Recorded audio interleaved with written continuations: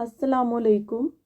Homeopathic और हकीमी इलाज तो लोग करवाते हैं, लेकिन अल्लाह ताला ने दीगर कुदरती अशिया में भी बहुत से फ़ायदे रखे हैं।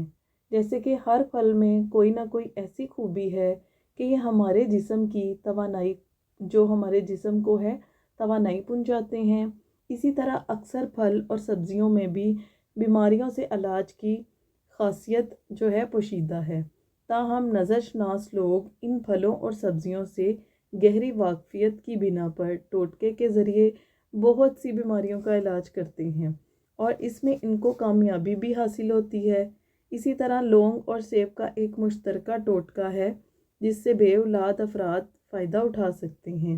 नुस्खा बताने के लिए जो है लौंग और सेब की ज़रूरत होगी।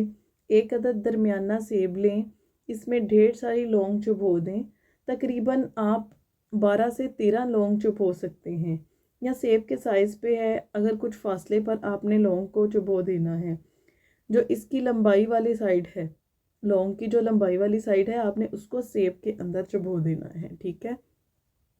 24 घंटे के लिए इसे महफूज जगह पे रख दें, फ्रिज में या किसी ठंडी जगह पर जहाँ सेब खराब ना हो और मुनासिब दर्जा हरारत में पड़ा रहे। 24 घंटे गुजरने के बाद सेब में से लौंग एक एक करके निकाल लें और फिर सेब को मर्द हजरात खा लें। सिर्फ मर्द हजरात इस सेब का इस्तेमाल करें, ख़वातीन ने नहीं करना। इस नुस्खा का इस्तेमाल इस शख्स को 40 दिन तक करना है। इस बात का ख्याल रखा जाए इस इलाज के दौरान कोई भी नागा ना हो।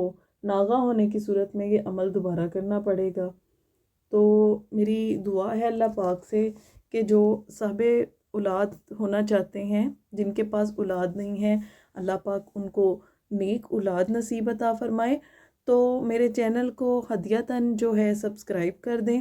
मेरी तमाम बहनों से, मेरी तमाम माँओं से, सब बहन भाइयों से गुजारिश है कि मेरे चैनल को हदियतन जो है सब्सक्राइब कर दें और इसके साथ ही मुझे इजाज़त दीजिए। अल्लाह हाफिज़।